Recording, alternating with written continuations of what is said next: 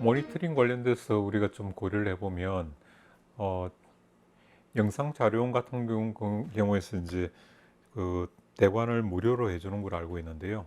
지원 신청을 하고 하면 일정의 영상 자료원에 찾는 회원들 대상으로 기본 가편집 모니터링 같은 걸 하는데 저는 상당히 많이 도움을 받았습니다. 그때까지 남아있는 예산들은 없지만 그런 무료로 지원해 주는 데서 내 영화를 보면서 음, 자기가 자기 영화를 보기보다는 관객들이 어떻게 반응하는지를 정확하게 체크할 수 있는 지점이고, 조금 더 촘촘한 그 질문지를 준비하면 이렇게 자기가 감독 스스로 좀 잘 판단이 안 되는 그런 지점들을 명확하게 낼 수가 있거든요. 물론 그게 전부 답은 아닙니다. 그러니까 우리가 표현을 할 때 침을 맞을 때 보면 그 뭐 배가 아픈데 귀에 침을 맞는 경우처럼 이렇게 원인과 결과가 정확하게 그 부위에 일치하는 건 아니거든요. 이 씬이 재미없다는 게 곧 이 씬을 바꿔야 된다는 게 아니라 어느 부분 때문에 이해가 안 돼서 재미없게 보일 수도 있습니다. 이런 판단들은 조금 더 면밀하게 볼 필요가 있겠지만, 이 씬의 감정이 뭔지 어떻게 전달되는지, 특히 정보 전달이라는 부분에서 제대로 이해했는지, 이런 것들을 모니터링을 통해서 충분히 확인을 할 수가 있고요. 두 번째는 영화제를 통해서도 확인할 수 있는 것 같습니다. 저는 거의 대부분의 영화들이 다 영화 제때 상영했던 것과 개봉했던 영화가 다 다른데요. 왜 그러냐면 그때까지 색 보정까지는 어렵고 영화 음악을 어느 정도 넣은 상태라든가, 영화 음악도 가이드 음악만 넣고 하는 경우도 있었고요. 이런 정도로 해서 관객들이 어디까지 뭘 어떻게 이해하는지를 좀 인터랙티브하게 소통을 해본 뒤에 결과를 내는 게 훨씬 낫거든요.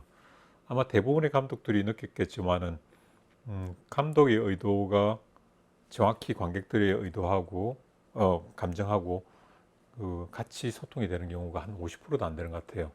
나는 분명히 웃으라고 이 장면을 만들었는데 웃기는커녕 그냥 다른 감정을, 그런 부분을 조금 줄여주는, 다 줄일 수는 없고요.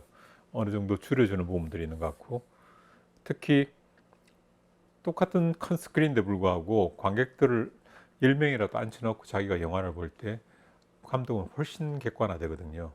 내가 편집실을 볼 때, 아니면 큰 시사실에서 볼 때, 아니면 극장에서 볼 때의 느낌들이 정말 달라요. 그 다른 느낌이 사실은 정확히 객관적 거리를 가지고 있는 부분이기 때문에 분명히 그때 거의 씬 바이 씬으로 체크할 부분들이 많이 보일 겁니다. 나는 이 장면이 좋다고 생각했는데 정말 길구나라는 것들도 그때 느껴지거든요. 그걸 체크를 잘 했다가 한번 마무리 파이널 커팅을 하는 것들이 저는 권하고 싶고요. 물론 조금 더 저는 권하는 부분들은 BGM도 꼭 넣어서 바라고, 그게 없을 때 있을 때 관객들의 반응이 너무 틀리기 때문에 BGM 정도는 수정할지언정 길이를 꼭 넣어서 보라고 권하고 싶긴 하고요.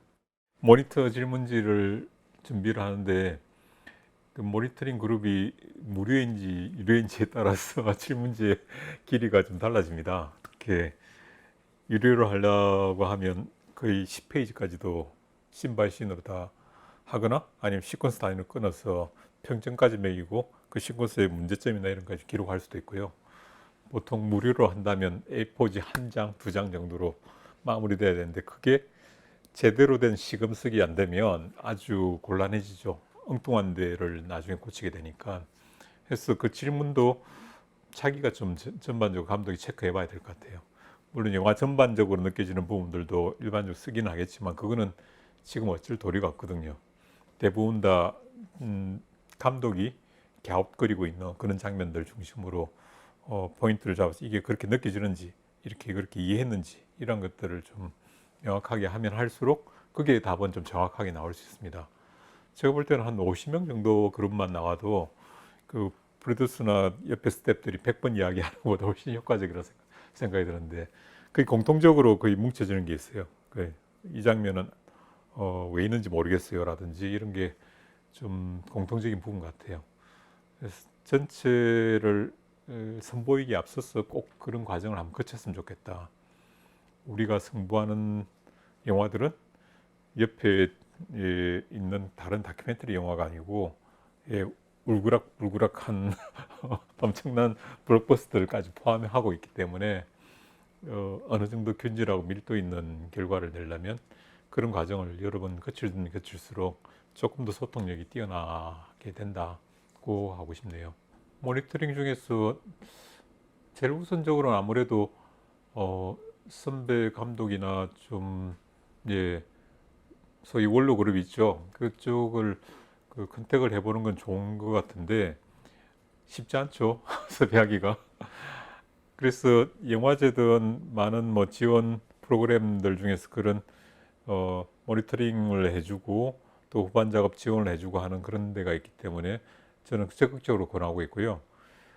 왜 그러냐면 앞에 예를 든 것처럼 이렇게 연관통이라고 하죠. 이렇게 팔이 아픈데 귀에다가 침을 맞는 것처럼 이게 원인이라는 걸 발견해내는 것은 감독이 어려울 때도 있거든요.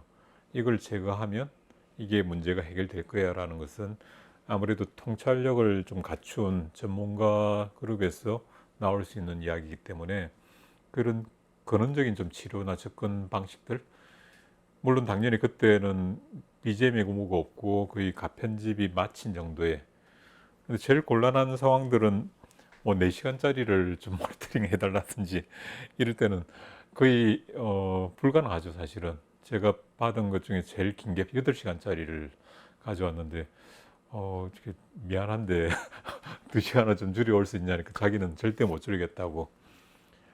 학생 작품이었는데요.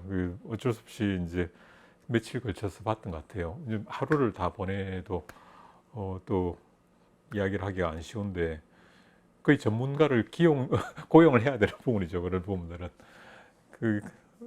그렇지 않은다면 프로그램들이 되게 좋은 프로그램이 많아서 그 과정에서 럭갓 모니터링을 해서 전반적인 흐름들, 특히 좋은 전문가들은 사실은 없는 영상을 가지고 우기지는 않거든요. 안 찍었는데 이걸로 채워라는 사람들이 가장 제가 볼 때 경계해야 될 분이 아닌가 싶고요.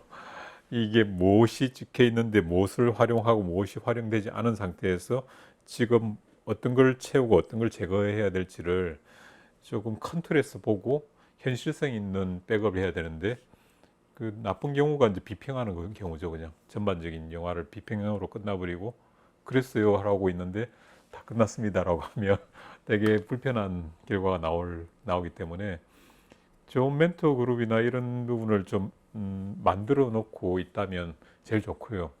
그래서 제일 먼저 작품을 보여주고 피드백을 받고 그게 적절한 수술을 통해서 보다 훨씬 업그레이드된 작품으로 끌어낼 수가 있거든요. 이런 게 사실은 용기가 필요한 것 같아요. 냉가슴 혼자서 앓을 문제가 아니고 관객을 대상으로 하고 있으니까 우리는 우리가 가진 아주 불안정성을 빨리 받아들이고 다음 단계로 하기 위해서 누군가에게 손을 내미는 게 사실 쉽지 않은데 불구하고 우리 작품을 위해서 꼭 필요하지 않나. 그런 게 진짜 용기인 것 같아요.